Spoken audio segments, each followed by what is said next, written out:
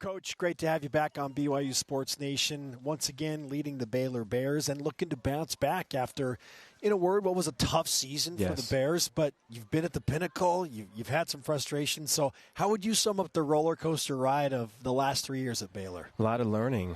Yeah, a lot of it. I think one of the lessons learned for me is that I've got to get more involved with just ball. I thought, I think there's folks, there's coaches that can kind of command and instruct and be really forthright and all into it from a distance, maybe when they're not in the X's and O's part of it and not in kind of the muck and the yuck of whatever is being created. And I can't do that. I have to get all the way into it. And so I'm that way now. So it's a little bit of an exhausting thing, but there's an edge with the team, I think, because of it. And so there's an excitement also with hey, we're going to be good. This is going to work out. We're going to have a great season. And so I'm thankful for that. There's a lot of hard work that goes into it and still will.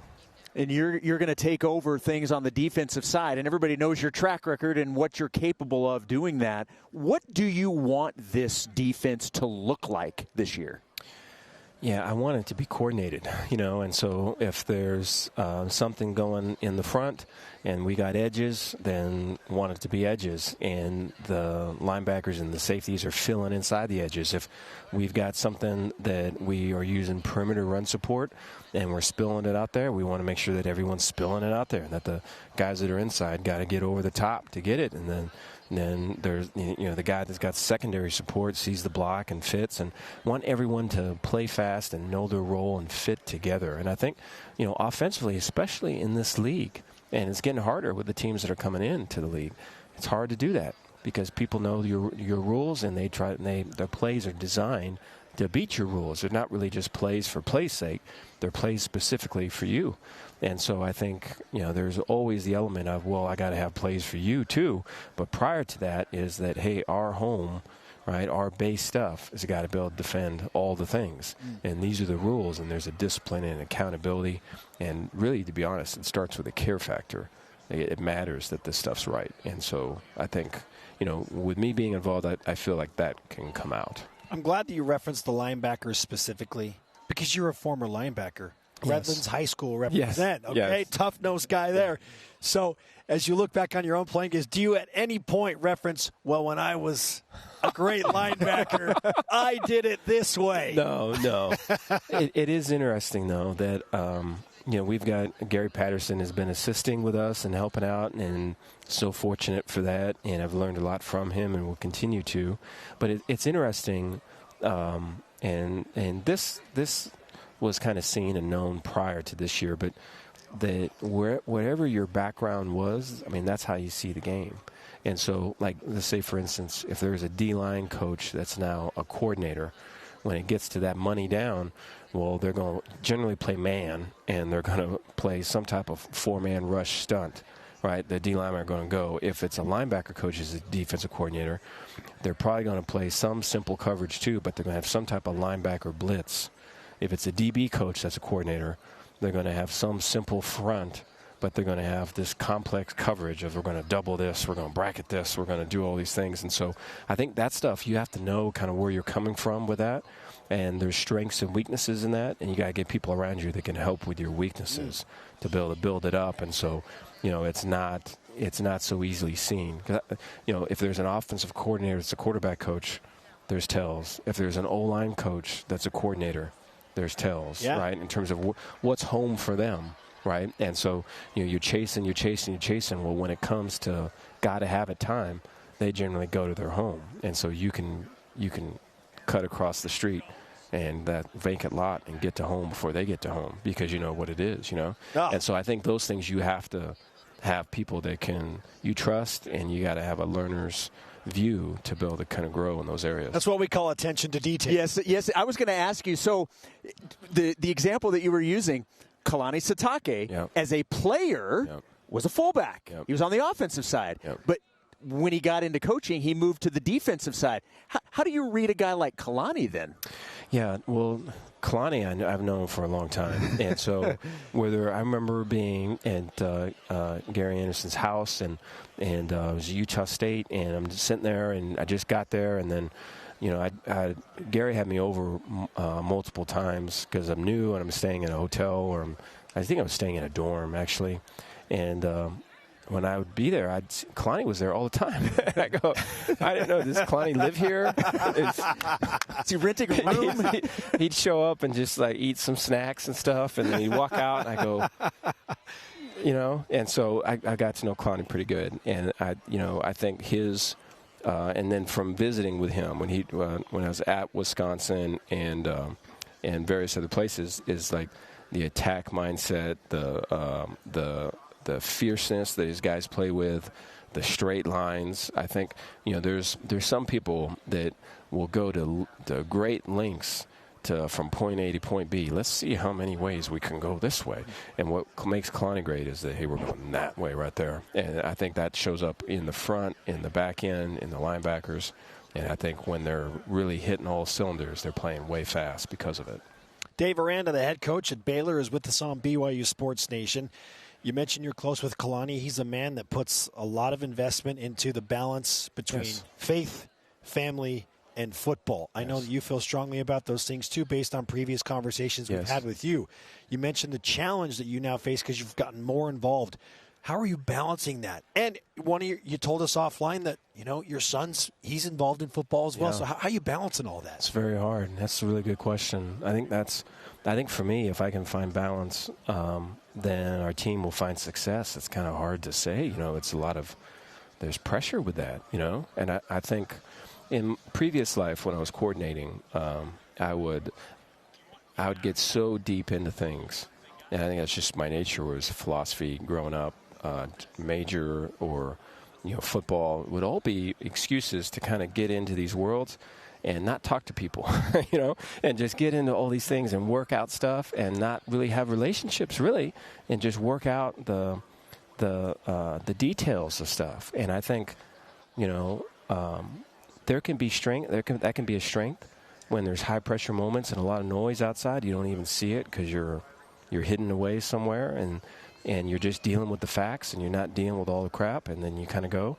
The weakness of it, I remember when I took the job at Baylor, and one of my worst fears coming to here to Baylor in this role was I'd be walking down the hall, and there'd be someone else walking, whether it's a player or a staff member's wife or my boss or someone, and I wouldn't even acknowledge them. I wouldn't even say hi. That I'm in my own world.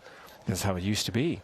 And so I think my growth off the field has been great in that way. I have so many words now, and I can talk and do all these things. But I think to get back to that who I used to be, and find the balance now with who I've become, I think is way important, and it's hard to do. I wish I had a really good answer. You got to have awareness of it, and you got to have an idea of hey, today I want to get this out of today. Hey, this week I want to get this out of this week, and then you have to take feedback. My wife is very good at that, and she'll pull me back to what the truth is, And so I think all that stuff's important. The vacation thing is important, just doing ball all throughout the vacation and making enough time to where you can be around your kids. But whether it's recruiting or whether it's football, the schedule for us never stops, and so you're always pushing. And I think especially for the roles that I've taken on now. And so I think balance is key, and it's hard to do. The defensive side of the ball is not the only place where you've made some changes. The offense, totally different. New offensive coordinator. I believe 5 new coaches on that side of the ball. New transfer quarterback coming in. The offensive side, talk to us about what you envision and what you're hoping to get out of the offense this year. I think the change allows people to play fast. I think it allows us to recruit Texas and the athletes that are in Texas and the quarterbacks that are in the state. I think it also allows us to score quickly, right? And then defensively, it allows us to practice versus what we see the majority of our schedule. And I think those would be the reasons, you know. I think we've had guys that are good skill players that have maybe thought too much, have maybe tried to be perfect too much, and I think the ability to have like option routes, let's say, where, hey, I'm going to live in this gray, as opposed to trying to perfect the black or the white, right? To live in the gray and to be good with it and have a quarterback that's synced up with that, I think, and then when there's tempo added on top of that, can be a hard thing to defend. And so I think the embracing of that has been a quick one for us, you know. And so I think the next stage of it is, hey, man, when there's some adversity, when it's broke, can we fix it? And we're in that mode right now. But so far, so good. The 2021 Big 12 Coach of the Year, Dave Aranda, on BYU Sports Nation. Your Bears picked 12th. BYU's picked to finish 13th. You host BYU on September 28th in Waco. What's your perception of what BYU and Kalani Sitake bring back this year? Physical, tough. I could see the improvement in the run game, and so we're anticipating that. And then, you know, I'm excited to see Gary. I'm hopeful that it is Gary, you know. And so that guy is just a way special person, way special player, and so excited for him, you know. But I know, you know, in all the years that I've known Kalani, is that he always rises to the challenge. He will motivate his guys. They will play lights out for him. And so I'm anticipating that all the way through. And so I know that game, when we get to it, will be something else, because there'll be a lot of people fighting for one thing. And you know, I have those two. You're always pulling for Kalani, and just in this one, we're going to have to try to take it from him. Understandable. Mm-hmm. Yeah, we'll see what the quarterback battle brings about. Maybe it is Gary Bohannon, a guy I know you care a lot about. I just can't wait for you to write a book on football at some point. Coach, tell me you're going to do this, because you have an encounter with Mike Leach back in 2000 and 2002. And we would talk a lot about him and his influence, and he was influenced by Lavelle Edwards. Yes. So just the ties are wild. Yes. Like in that direction. Yeah, I used to drive Coach Leach around when he was recruiting. It was allowed back then. And so I was the chauffeur, so he would go to the high school, and I'd wait in the car for him to come. And, you know, such wide-ranging talks. I mean, we were talking about like Geronimo and Indians, and then there's Pirates, and then there's offensive football, and then but then it would go to race, right? Talking about race relations, and then you talk about just the history, the Confederacy, the Revolution. I mean, you would go all over the place. Oh, yeah. It was never like that. It was always like this, and so you wouldn't finish something. It would jump back and forth. Topic. So you had to stay. You had to keep them kind of. Well, if it's a computer, you have to keep the tabs open all the time, because you're going to roll back. But you know, I remember we'd have these after parties, and or people come over to his house. The staff would, and my wife Dion, we're from California, and she's liberal, I would say.